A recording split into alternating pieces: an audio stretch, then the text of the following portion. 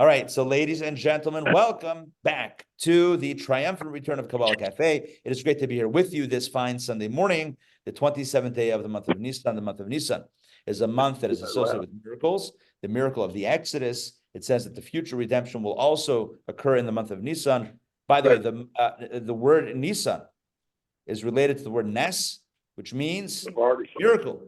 Miracles. So this is the month of miracles. If any of us needs a blessing in our personal life, if all of us collectively need blessings in our lives, whether it's the Jewish people, Israel, etc., may this be, we have a few days left for this month, may this month indeed continue to be a month of miracles for all of us, and let us say amen.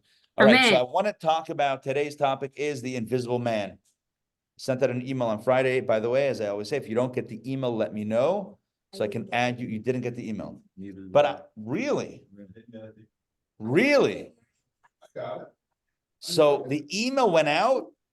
It's interesting. Okay. All right. We have to figure out, check your spam, right? Check your spam folders. Who knows where it goes to? All right. I've double checked. All right. We'll have to figure that out. Here's the point. In the email, I wrote that today's topic is the invisible man, about a man who was not seen, not understood, not by his own family even. Not by his own family. And I didn't mention the name of the man, but I figured that everyone would realize who you're talking about. The man I'm talking about is, of course, Joseph. Correct. Joseph. My favorite biblical character. Well, one of my favorites. I hate to play favorites with biblical characters. But Joseph, the man of the Technicolor Dreamcoat fame, Joseph was, in many respects, an invisible man, not understood, misunderstood by his own family. His own brothers hated him. And that's not hyperbole. The Torah says they hated him. That's a strong word to use. Hate is a strong word. And the Torah says they hated him. It's not like they weren't comfortable with this, that they hated him. They wanted to kill him. They were jealous. The nicest thing they did was sell him in slavery. The best option was human trafficking. Right. That's how bad it was. Mm-hmm. That's how bad it was. And what was the worst option? Homicide. Mm-hmm. What do they call it? Fraternicide or fratricide. Yeah. Whatever. Killing one's own brother. It is Fratricide. So here's the point. Joseph was, we refer to Joseph as Yosef HaTzadik. Yosef, the righteous one. And so the question that we ask, that all the commentators wonder, that, for the last 3,000 years that we've had this story, we all have the same question. How could they so misunderstood their own flesh and blood? How could they come to the point of not only not understanding who he was, but hating him for who he was? The question is really, it just really jumps out when you read the narrative. In the narrative itself, there is this sense that it has to do with, the age-old conditions of favoritism and jealousy, where the father gives the younger son, the coat of many colors. The older brothers, because at that point in time, he was essentially the youngest brother.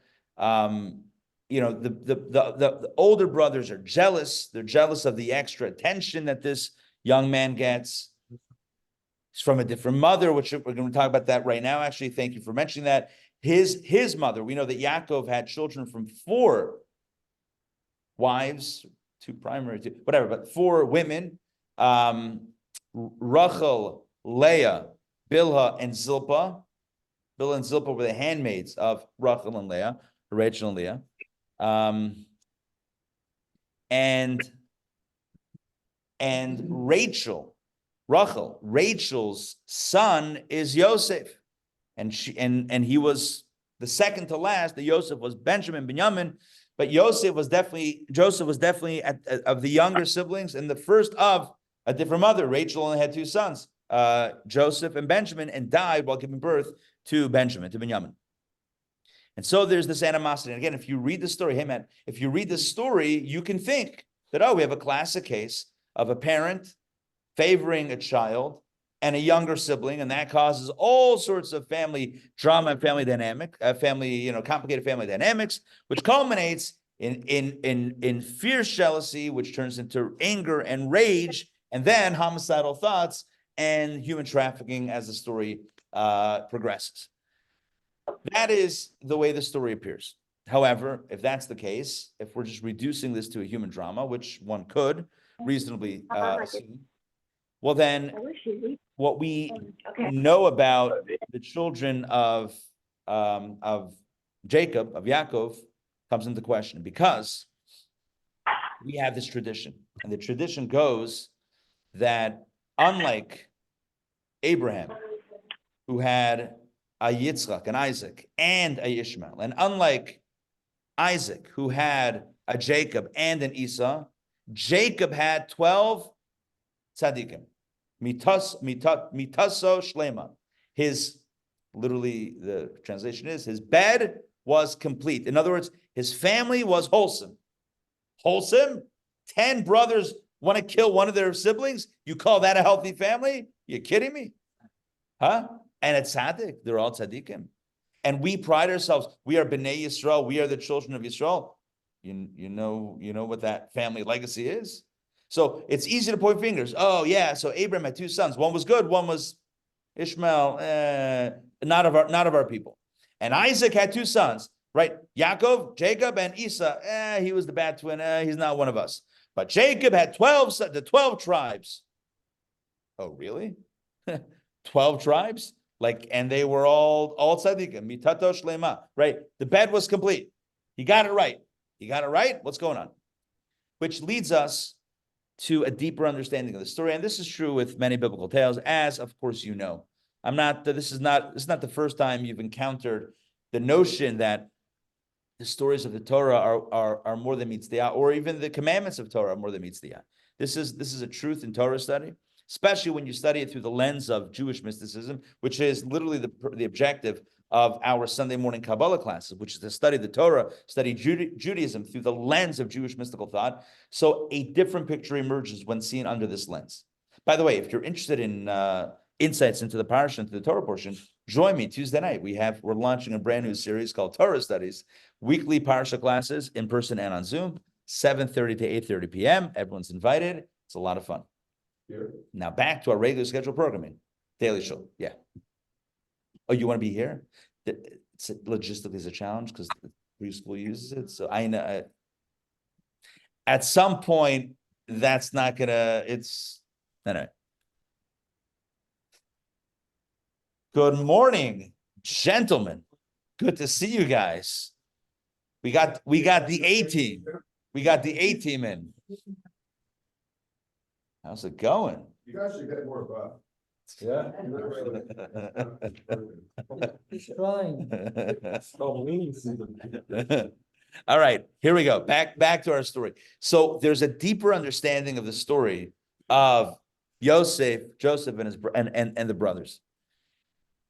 It's a theme that we've shared in the past.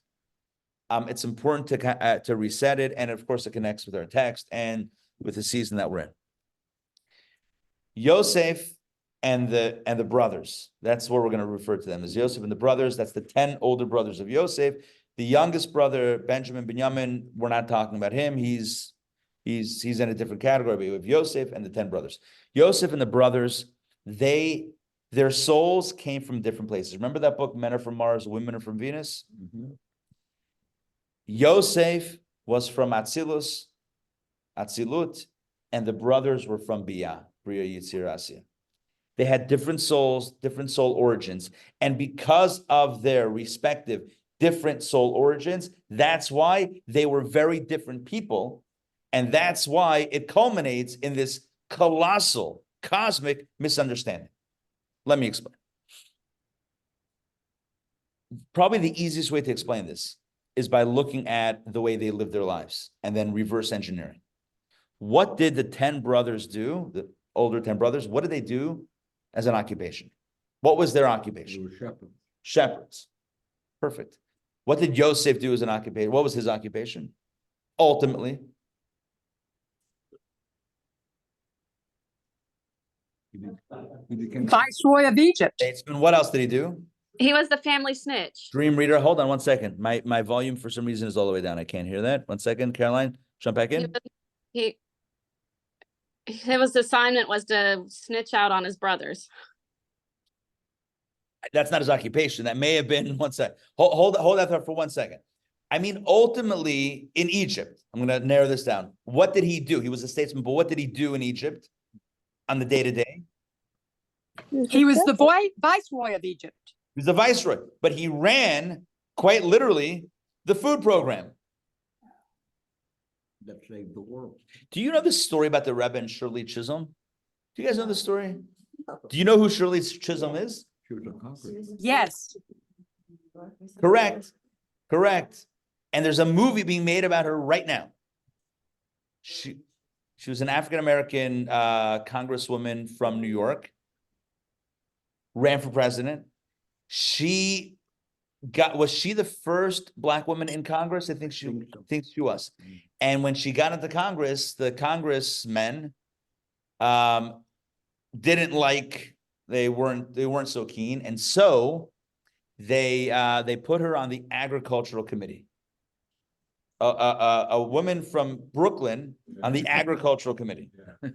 And she was so upset.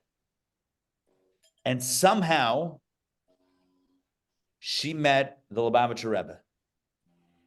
And the Rebbe told her, don't be upset, even though those that put you on the committee are intending to kind of like, sideline you. Use this opportunity, right? There's so much, the agricultural department is to do with food.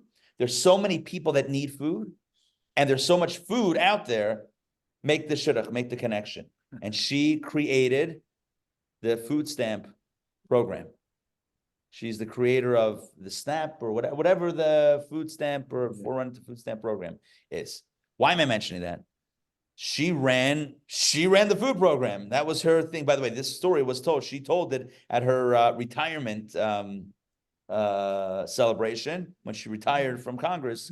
She told this story. I don't know if it's going to make it into the movie, but this is a true story. Back to the point. The point of this is that Yosef ran a country. Now, he wasn't Pharaoh, he wasn't on top, but he was the viceroy, second in command, and specifically, he ran a lot of things having to do with the economy. He dealt with the money coming in, money coming out, the food, storage, logistics, etc. He was very much involved in that. Do you see a difference between doing that and being a shepherd? No difference. One difference that one might glean from that is the following. To be a shepherd, now, with the caveat that I'm not a shepherd, nor have I ever been a shepherd. But a shepherd, at least in Jewish tradition, according to Kabbalah, is more of a relaxing type of occupation. Maybe the right word is not relaxing, but it's more of an isolated occupation. It's an occupation that takes you out into nature, connecting with nature and with animals in solitude, quiet solitude. It allows time for reflection, meditation, contemplation, right? It allows time for thinking about the deeper things in life as you're shepherding a flock. Whereas running a country, running a business, running a very large enterprise lends itself to a lot of thinking about the nuts and bolts, about, we're moving product, how much food do we have, what's the price, we're setting prices. There's a lot of stuff on the ground. It's less spiritually conducive, let's say, to run a country, to be a viceroy, to be the head of the agricultural situation. That requires a lot more head in the minutia, in the mundane, as opposed to life as a shepherd. So the mystics say the following: the reason why the brothers chose a life of shepherding versus Yosef, who I don't know if he chose that life, but that was the life that he lived, is because they represent different realities. There are two spiritual personas, or two personas. One persona, spiritual persona. One persona is the only way I can feel spiritual is when I am detached. The only time I can connect with God is in a space of quiet solitude. Take me out of my daily grind, put me in a quiet space, put me in a synagogue, put me in a meditation room, put me in a yoga studio, and now I can be spiritual. But when I'm at work, when I'm dealing with all this stuff, and when I'm in the grind, when I'm in traffic, I'm not spiritual. That's me in my lowest state. My highest state requires a lot of specific conditions to pull me out of the daily grind. Put me. I once met. I know I shared this story before. I once met Mitch Albom. You know Mitch Albom? Yeah. Tuesdays with Maury, an author from Detroit, sports writer, but also wrote many novels, The Five People You Meet in Heaven, Tuesdays with Maury, etc. Anyway, again, I know I told this story before. I was in Laguna Beach with 5 of my friends. We were in Southern California. This is years ago. We were in Southern California running a day camp, and we took over the Chabad of Laguna Beach for a Shabbat.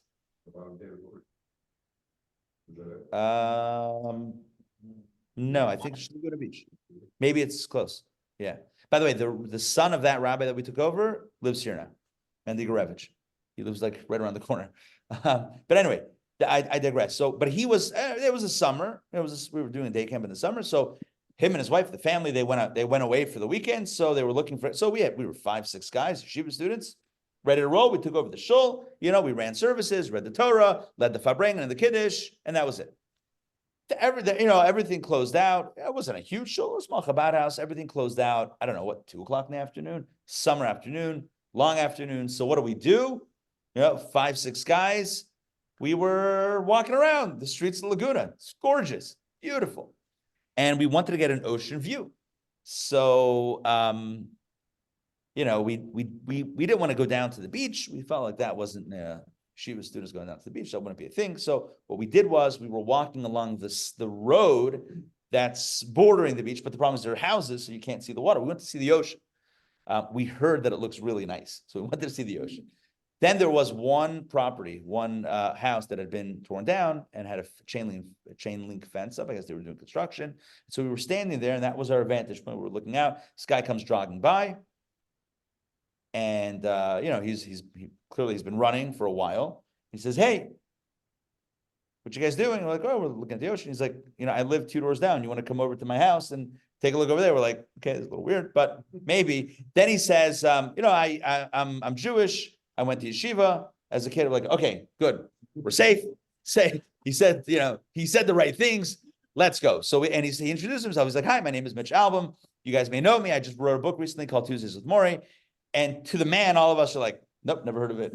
No idea what you're talking about. Never read it." We're like, "Is that a Tuesdays? Is that a novel? Is that anyway?" So he took us in. We schmoozed for a few hours. He had a beautiful house. He had bought this house on the water to write. He lives in Detroit. Looks a little different than Laguna, right? Hey, I'm from Pittsburgh. I get it. Like not all cities look the same. Detroit looks like Detroit. Laguna Beach is Laguna. It's beautiful. He's on, I don't know. There's cliffs. There's a beach. There's an ocean. The waves crash against the cliff. It's gorgeous. He's like, "I come here and I write." And we're like, "Yeah, totally get that. Totally get why this is very relaxing and conducive." And so here's an example of someone. I don't know him. I'm not analyzing him. I'm just saying the concept of having a quiet place to go to be able to be meditative, contemplative, and to write. He lived in Detroit for many years, and he wrote many things in Detroit for the Detroit Free Press. I get it. And it's not that he couldn't write elsewhere. But the point is, sometimes a person feels more conducive toward higher things, philosophical things, spiritual things in certain contexts that are a little bit separate from the mundane, from the grind. And that's very understandable. And that is the paradigm of the brothers. The brothers they personify this idea of, if you want to be spiritual, you want to be holy, be a shepherd. Be a shepherd. Basically, quit your job, become a shepherd, right? Become a professional meditationalist, and that's it. Dedicate your life to that type of activity. What about Yosef? Yosef, again, he didn't necessarily chart. He didn't open up He didn't choose every path of his life directly. Some of it was chosen for him. And by the way, I would say in our own lives, as many choices as we've made, there have been as many, if not more, choices that have been made for us. Starting with the very first choice, birth. None of us chose that. None of us chose that. And we didn't choose the messaging that we were getting with We didn't choose. personality. Correct. We didn't choose that. We didn't choose our families. We didn't choose our upbringing. We didn't choose our homes. We didn't choose our schools. Yeah. That's right. Sure. When you say we chose that, is that what Kabbalah believes? Because many in spiritual movements believe actually did choose That the soul chose this. those parents and that. So Judaism, Kabbalah teaches, actually it's from the Talmud. The Talmud says that 40 days before conception, which is a little mind-bending. So it's not at conception, before conception even, an angel assigns essentially a soul with an upcoming body, I guess, we'll just, for lack of a better term, body, and kind of makes that shidduch, makes that match. Sign we have no console. So it's interesting, according to that narrative, it's less of a choice and more of a, hey, you're in the game, or you're gonna get called up soon. This is it. In fact, in Pirkei Avot, Ethics of the Fathers, it says, Ba'al karcha chatachai, against your will you are alive, which means that it's not something. I think there is some truth to that. In other words, at some point the soul does opt in. It says, okay, yes, there is consent, but it's not like the soul is given a folio, like an album of options. It says, all right, what would you like? We got a few options on the table today. It's not like a birthday cake catalog. It's like, okay, I'm gonna go with the Peppa Pig. I don't know why that's the first one that came to mind. How bizarre. How that someone should analyze that. Someone needs to work on that. It's not like so, but there is on some level consent. But in the Kabbalistic tradition, and again, even according to the Talmud and the Mishnah, Pirkei Avot, it's more of a kid, you're in the game. And it's like, hey, this is it. Now, that being said, there's more truth to that, which is that every soul is perfectly matched to its environment, purpose, the condition. Let me frame it this way, maybe. Everyone has different challenges. Human challenges, whether it's environmental, contextual, family, personality, everyone's got their own host of unique challenges. And everyone's soul is uniquely suited to deal with those challenges or to manage those challenges. That doesn't mean we're always going to get it right, but it means that the soul is freaking tall. Soul is matching that that challenge, which is the way Judaism reminds us to step up to the challenge, even when things seem very difficult. The reminder is, you got this. You have a specifically attuned soul to deal with this challenge, not necessarily to overcome and to get to bat 1,000, to get it right 100% of the time. I don't think that's ever going to happen, that we're going to get it right all the time. But to manage and to deal with and to work with, it's suited. If there was a different soul in that body, it would stand no chance at all. So the chance that we do have, the progress that we do make, however big or small, that's only possible because our soul is uniquely suited. So there is a compatibility, but it's not necessarily that we chose it as much as it's the destiny that we have.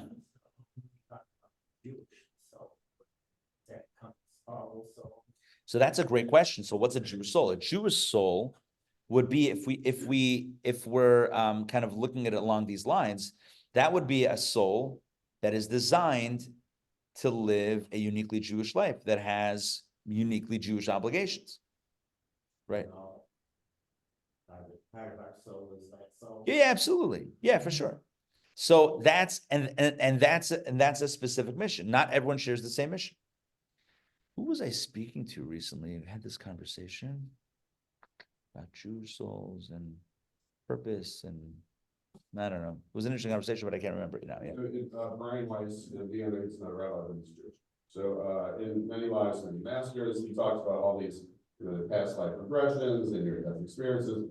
And he said, we actually do, he said the same thing, that the body is kind of, it feels arbitrary, because like, oh, I could have had another body or another soul. It feels very strange to hear that. And so that, he agrees with that, and then you would agree with that. The other thing he said was that you pick, at least the difficulty of your life. It's like, oh, you want to grow a lot? Okay, we're going to give you a really horrible life, challenging life, or you want a great life, you want to cruise a little bit, enjoy the benefits of your other horrible life. Okay, you'll have a nice life. You want to. I think, I can't say that that's not accurate, right? Because I don't know everything by any stretch of the imagination. I haven't encountered those ideas, that specific angle within the Kabbalah that I've studied. Again, I can't rule it out. I can only say that I haven't come across that. But I have come across is what I shared with you. And the idea that we make plenty of choices as we live our life, certainly, as to whether things are going to go easy or things are going to go hard. We all know what that means. Like, you're facing a challenge and you try to kind of like skate by it. I'm not really going to deal with it. Well, you and I know as we get older and as we mature a little bit, that's just kicking the can down the road, and we're gonna have to deal with it. Like I've shared many times the story of Jonah. That's like the ultimate prototype of that story. Jonah has a mission, and he's like, no, I don't want to do the mission. And God's like, okay, so what are you gonna do? You run away? Let's see how that fits.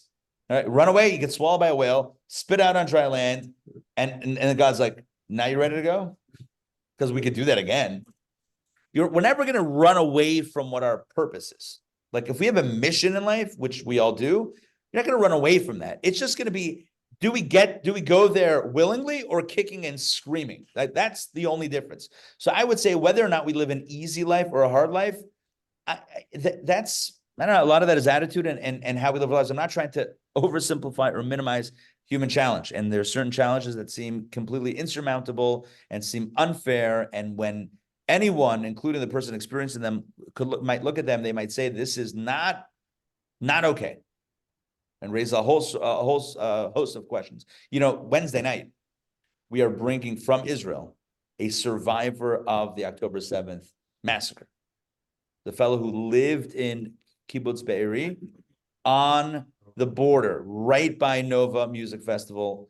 He was at home with his wife and 3 children, including a 2-year-old child, when they came shooting at his house. He hid in his safe house with his safe room in his house for over 30 hours. He's going to tell his story of the horror and survival. And you think about that, it's Wednesday night. Please join us and let others know. It's going to be a powerful event. The point is that who did anyone choose that for themselves? No one chose that, right? And sometimes, I said that we can choose the easy way, the difficult way. Some things happen to us and come at us that are not due to our choosing, and the only thing we can do is choose how to respond. And that's a valid space in life.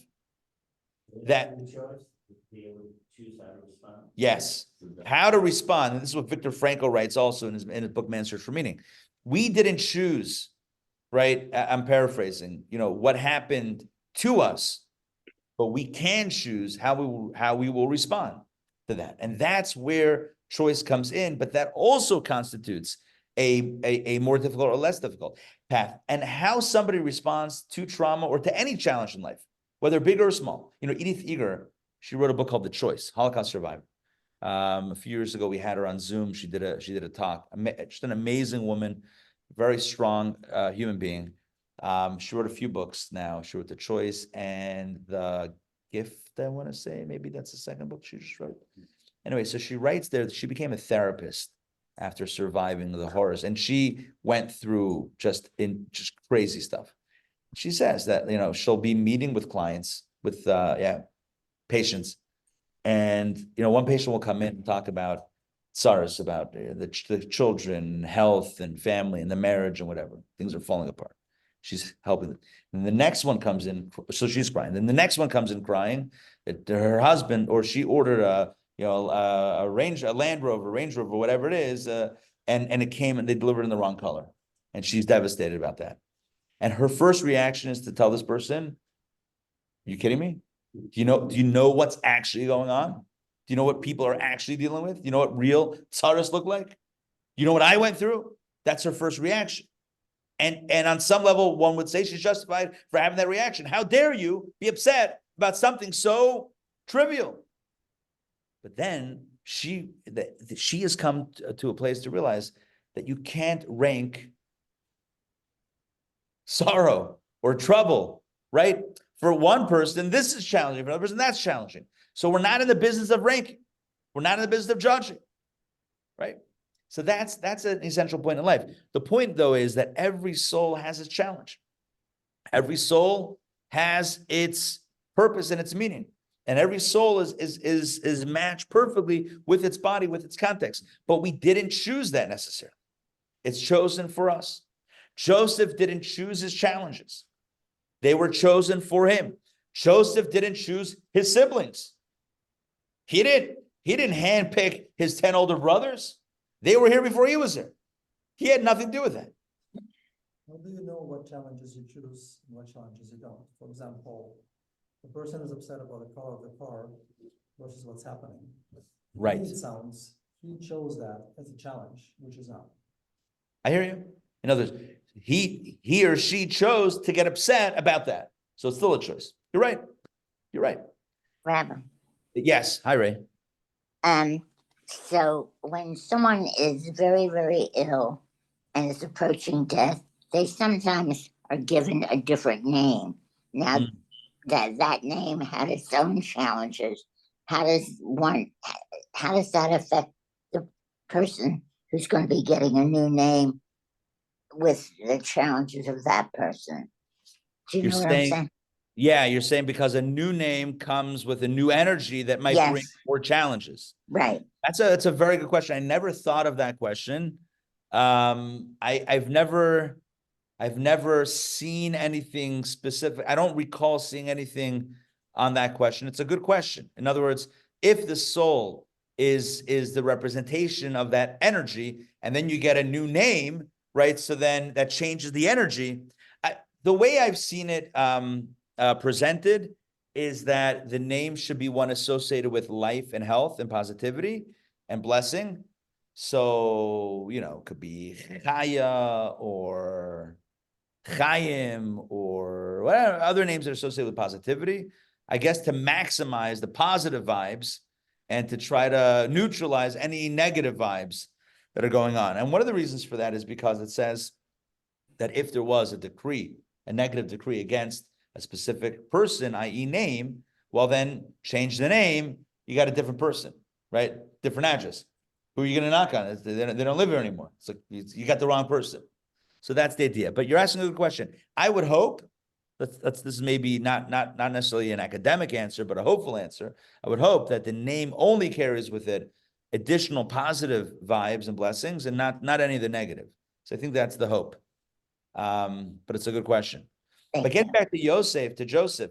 So here was a guy who faced tremendous challenges. And unlike a shepherd, he was in the daily grind. He didn't have the luxury of, living a very, I don't know what the right word is, a very serene life, the life of a shepherd. That wasn't his lot. His lot was to live a life of turmoil. That was the life that he was destined to live, a life of challenge, a life of heartbreak, a life of disappointment, a life of triumphs and tribulations. He spiked, and then he, I don't know, right? There were good times when he was a kid, terrible times, good times, terrible times. It went up and down and up and down. He lived a wild life. And yet, through it all, he is known as Yosef HaTzadik. He's known as Yosef, the righteous one. Why? Because again, from a Kabbalistic place, the deepest measure of spirituality is not the spirituality that requires, white gloves, the white glove treatment, but it's a spirituality that can, endure, but not only endure, it can even grow and flourish amidst the most challenging of conditions. That's when you know someone's really righteous. If someone is only righteous in a laboratory, how righteous is that? If someone's only righteous in the Beit HaMikdash, when they go to the temple, then they're holy. How holy is that really? It's contextual holiness. If you can be holy, if you can be a tzaddik, even amidst all sorts of shenanigans, for lack of a better term, I just like that word, right? So then that's real righteousness. Yosef was a different type of guy. From when he was a kid, and they sold him, right, when he was 17 years old. So we're talking about a very young man. So, and he had dreams. What were the dreams? The dreams were, they were all representative, him and his brothers, as bundles of sheaves, wheat in the field. And then the brothers' bundles bow down to his bundle. Already he's thinking in terms of leadership. He's thinking dynamic terms. And then he dreams of the stars in the heaven and how all the stars are bowing, the sun and the moon and the stars are bowing down to his star. Again, this idea of leadership, of greatness. He's not thinking, I'm going to live a quiet life, an anonymous life. I'm going to live off the grid. I'm going to live, off the land. I'm going to take care of animals and totally live a life of solitude and spiritual tranquility. That's not what he was thinking. From the get-go, he's thinking big terms, a leader, a ruler. He's thinking, he is predicting, he's having premonitions of ultimately what he was going to do, Viceroy of Egypt. He had those dreams as a child, he had those dreams. And his brothers couldn't understand. How can you be a righteous person and live that life? What, you want to be like that? You want to run a country? What do you want to be? How is that Jewish? How are you going to be Jewish in the halls of Pharaoh? How is that going to happen?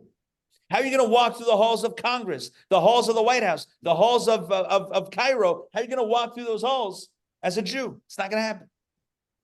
One second. So what happens? They don't understand it. And they feel like he's a threat to the integrity of Judaism. Well, which wasn't called Judaism then, but a threat to the legacy of Abraham and Isaac and their father Jacob. Here you have a child who wants to go off and do who knows what. And like Ishmael and like Esau, what had to happen? They had to be sidelined. That's not the path. The Jewish path, Abraham, Isaac, Jacob, and they felt, and the 10 sons. And what about this guy? I don't know. This guy, he's like an Esau. Right? He's like Ishmael. Might be a nice guy. Maybe we'll invite him for Thanksgiving, but not the path that we're talking about. And later on, decades later, 20 years later, after Joseph is in Egypt and is now viceroy and is now running the country, or running at least the running the food program amidst the famine, and dealing with the money and dealing with the provisions and rationing and figuring out how everything's going to run. And when all that is going on, the brothers come to Mitzrayim, to Egypt, to buy food. And they have no idea that at the head of the line is their brother Joseph. The Torah says one line, one phrase that is powerful. It says that Yosef recognized his brothers, Vehei Melohi Kiruhu, but they didn't recognize him. He recognized them, they didn't recognize him. And the commentators wonder, why not? And the answer Rashi gives is because he had a beard.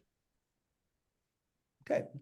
When they sold him as a slave, he was young, he didn't have a beard. Now he had a beard. Oh, they couldn't figure out who he was. Okay. The mystics say, the Kabbalists say, what does it mean they couldn't recognize him? They couldn't fathom that the man running the country could be Yosef Hatzadik. Either you're in or you're out. You can't be an observant businessman. It's not possible. If you want to be a religious person, you want to be a Jew, that's it. You have to be completely isolated from the world. Now, understand this. This either or, this very binary look, either you're a shepherd or you're an Egyptian, right? Either you're with us or you're an Esau, you're an Ishmael.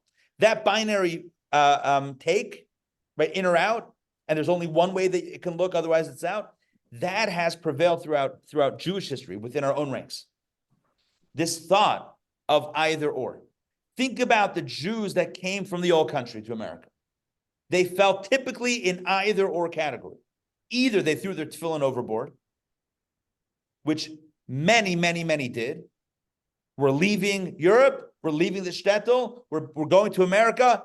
It's done. It's done. Judaism, and it wasn't only to be free of Jewish observance. It was also a sense of it's not going to survive in this country.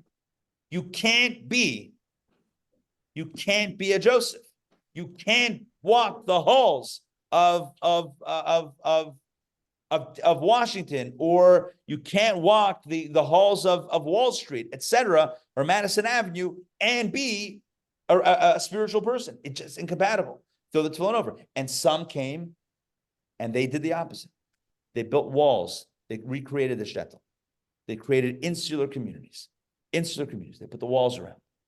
Certain communities put the walls. No radio, no television, no internet, no access, no English. Nothing. No outside influence. The only way it's going to survive to be shepherds is to be shepherds. We have to be shepherds. We might be in Brooklyn, but we're going to make this. We're going to be shepherds in Brooklyn, right? And that is the perspective of the Shvatim, of the 10 tribes, of the 10 brothers. The only way Judaism survives is if you're a shepherd. The moment you open up the window to the outside world, it's over. And then the opposite extreme is, it's rooted in the same. It's rooted in the same thought.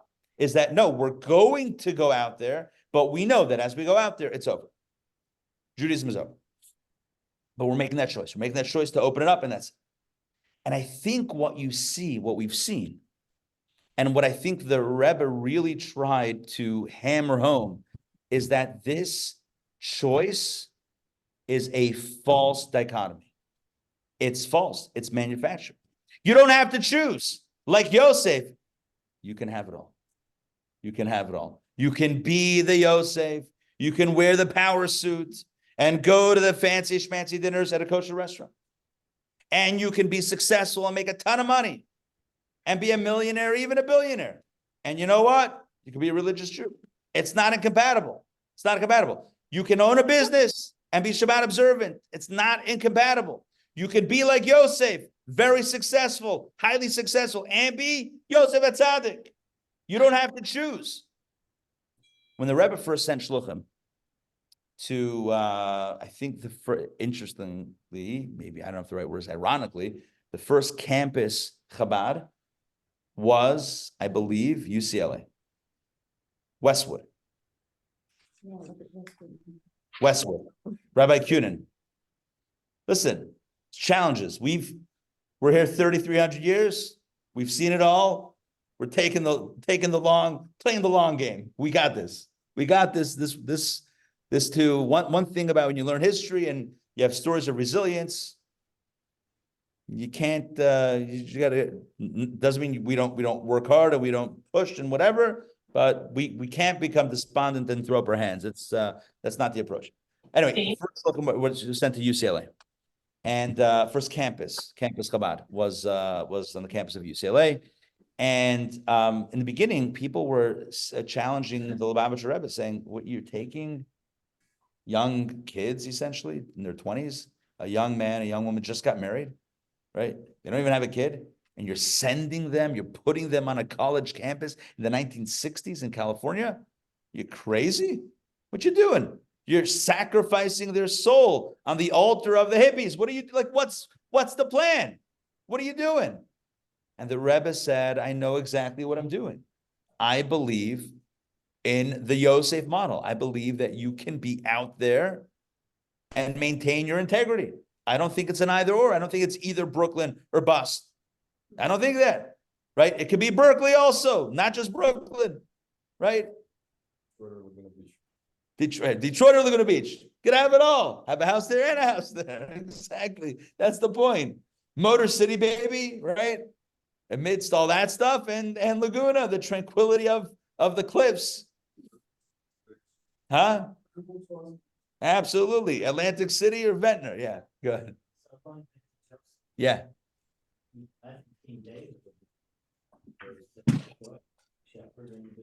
And he became a king. Exactly.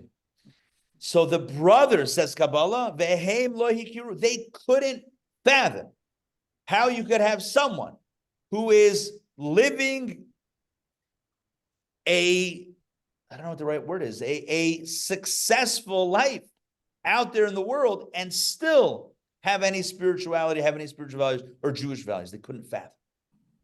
This is at the core, the way Kabbalah explains it, the core of the conflict or the tension between Yosef and the brothers. The brothers believed in a brand of Judaism that was isolationary, that was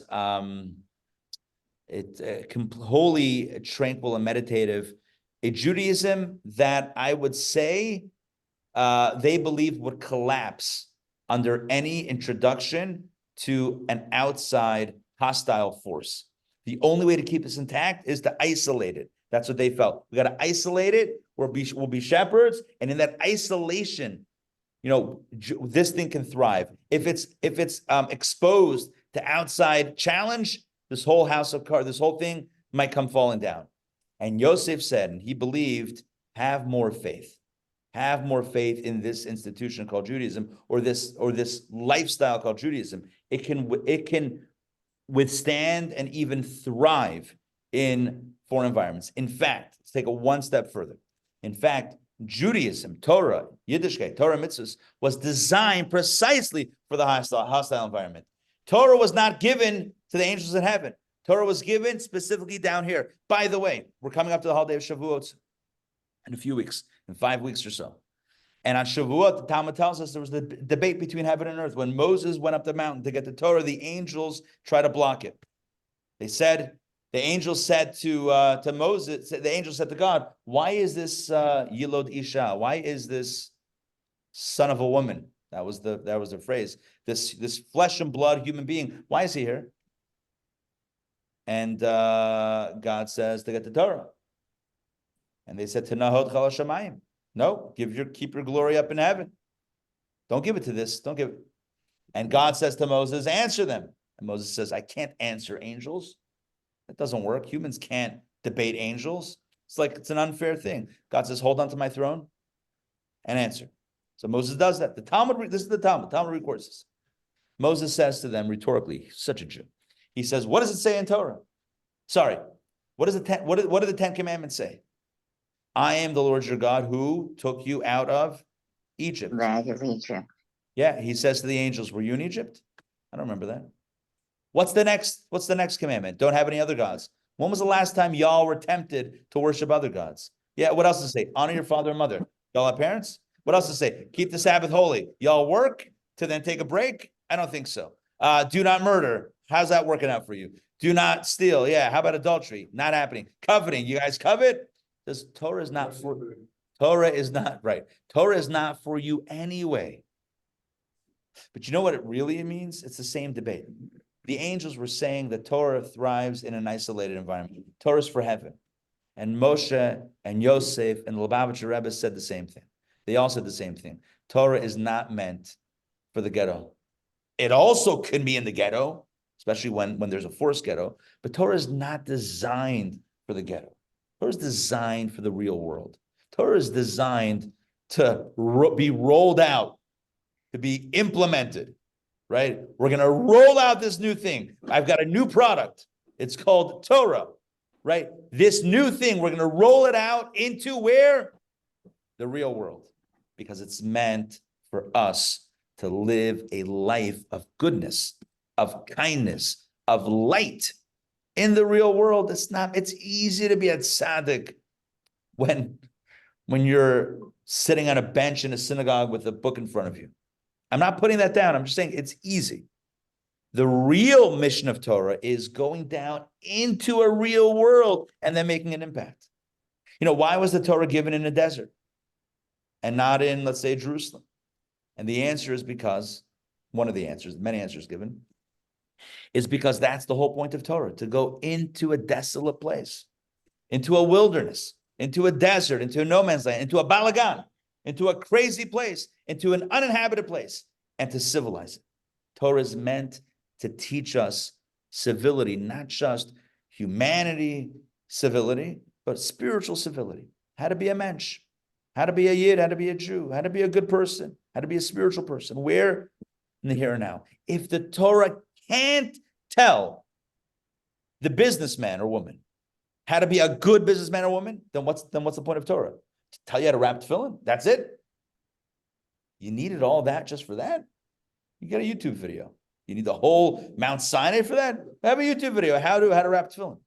You need Torah, you need 3,300 years of scholarship to tell you how to live a good life, even while walking the streets of Hollywood or the boardwalk in Atlantic City. How to be a mensch, how to be a yid. You guys with me?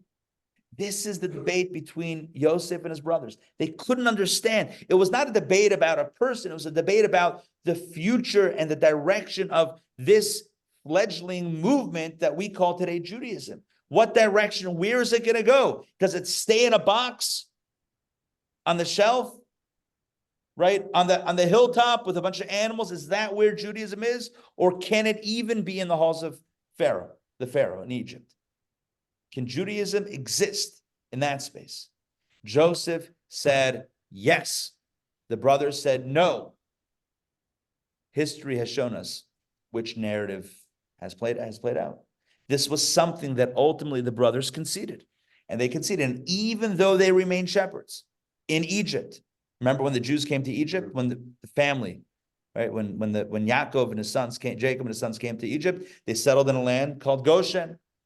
Right? That was the Jewish ghetto. It was the Jewish neighborhood, the Jewish community. So even in Egypt, they stayed isolated. Joseph was still walking the halls.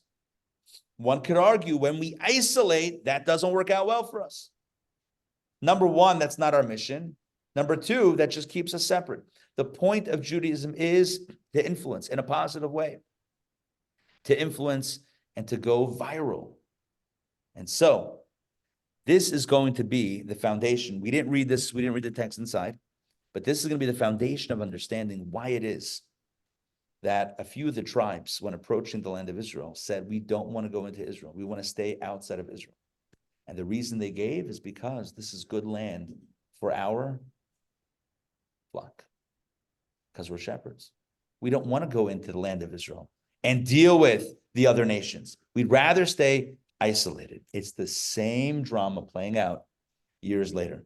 It's the same drama that plays out in Brooklyn. It's the same drama that played out on the boats that came over from the old country. It's the same drama that plays out today in Israel between different people. How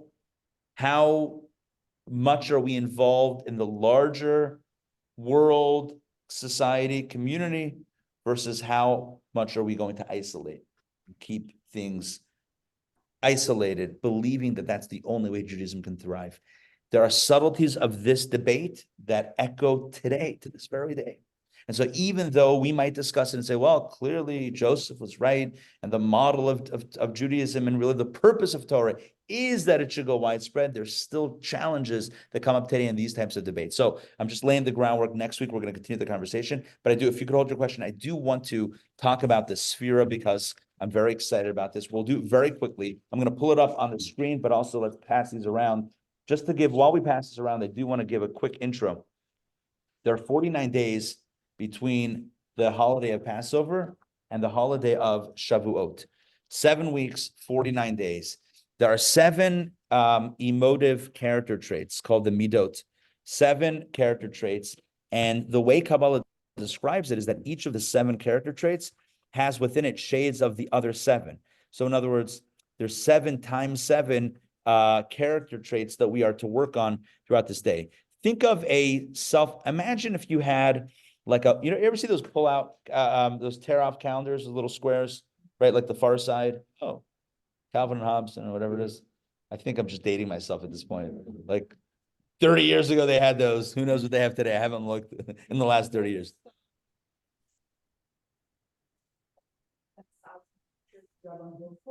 Oh, yeah? That's great. That is great. Yeah. So, and you're saying physical, printed. Interesting. Do you rip it off or you just flip it over? Either way. Yeah, we don't rip up then.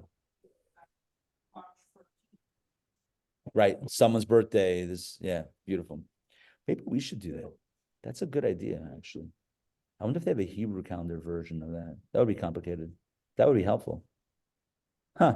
All right. I'm thinking now. Business opportunity. I'm kidding. Here's the point. Yeah. We're really nice. Okay.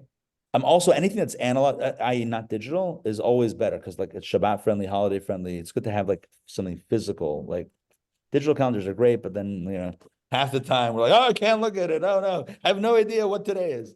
It's just not good. So there are 49 days, there are 49 variations of our character that we are meant to work on each day. It's such a cool thing. It's I don't know if the word was progressive, but it's so modern.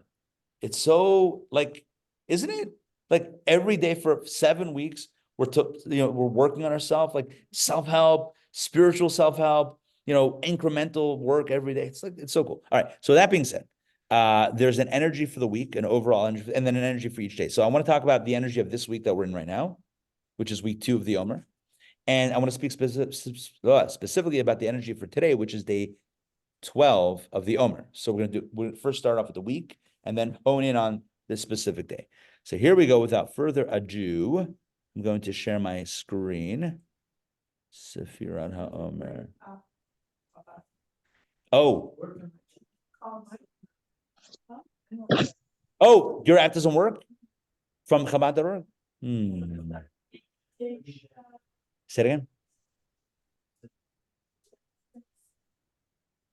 Well, yeah, but not these explanations. Yeah, so this is I got this from Simon Jacobson's book called something counting the Omer. It's like a flip. It's like tall and wire on top. You flip it. It's very tactile. It's great. So here's the deal. And I could show after the class, I could show you guys where that is and maybe send that. Maybe I'll send that a link. I probably should have sent that in an email. I think I said I would have, and I forgot. My bad. All right. So your guide to personal freedom, counting the Omer, week number 2, because we're in week 2 now. After we started counting. So I'm going to read this, and then I'll throw in some commentary as well. During the second week of counting the Omer, we examine and refine the emotional attribute of endurance known as Gevura. Right. So Chesed is week 1. Gevura is week 2. Gevura is justice, discipline, restraint, awe. If love, Chesed, which is week 1, is the bedrock of human expression, discipline. Oh, you have it's on Amazon. Here, can you show it? What's it called? Is it Simon Jacobson? It's the brown one with the flip top. That's it. Yeah. That's it. That's the one. I would recommend, the app is convenient also, but I would just, get that book. Amazon. Yeah. I don't get a cut. I don't get any commission.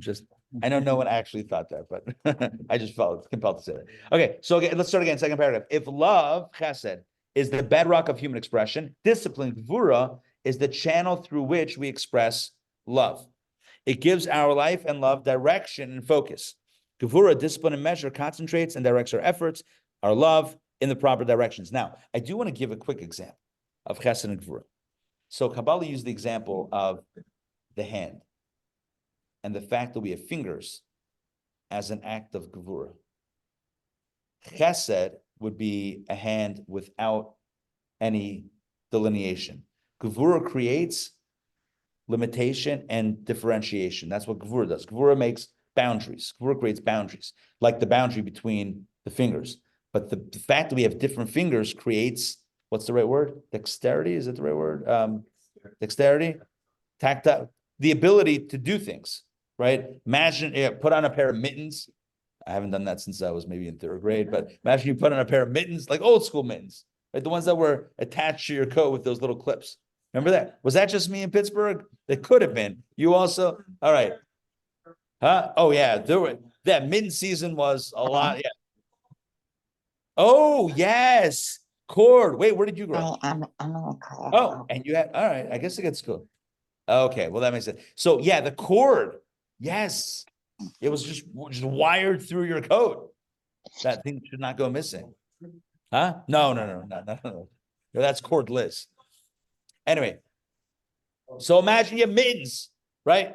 What do you do with mittens? Go write something like it's hard. The fact you don't have to make that sound, but it would just be hard. So fingers creates the ability to manipulate a lot of things in a very powerful way. That's the power of fingers. That's Gvura. Gvura does the same thing with love. Love is great, but if love is undifferentiated, undecided, then love might not be effective.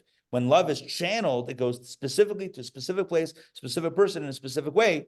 Now there's love. Now there's an expression of love that is actionable, that is impactful, as opposed to love that's kind of amorphous and just floating without any discipline. Now that's generally speaking the attribute of Gevura, which is weak too. But within Gevura, there's Chesed of Gevura, Gevura of Gevura, Tiferes of Gevura, Netzach of Gevura, Hod of Gevura. That's today. Today is. Yes, it's unbelievable when we say the Omer, and we'll actually do the mitzvah. We'll actually count it in a moment. But when we say the Omer, we actually we verbalize the intention of the day. I don't know of any other Jewish practice that is so focused directly on character improvement as this one. Yeah, when you wrap tefillin and light Shabbat candles, it transforms us inside, spiritually. But intentional work on a specific part of our character, sphere this time of year is gold. It's so beautiful.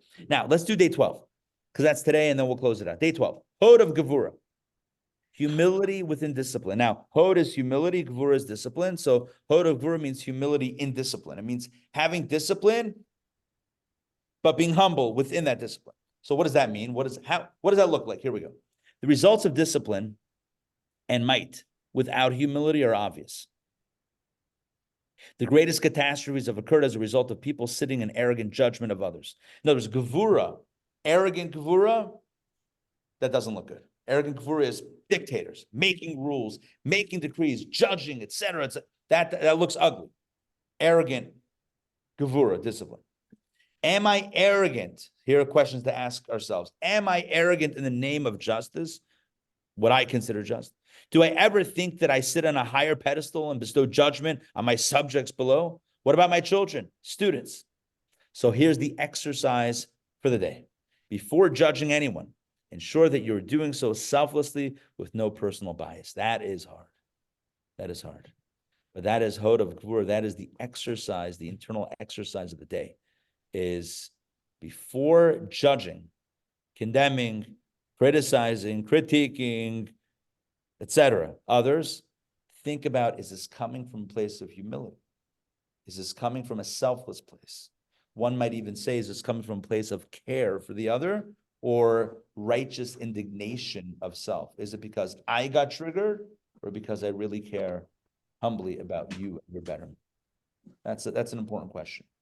And by the way, that will always be felt by the other person.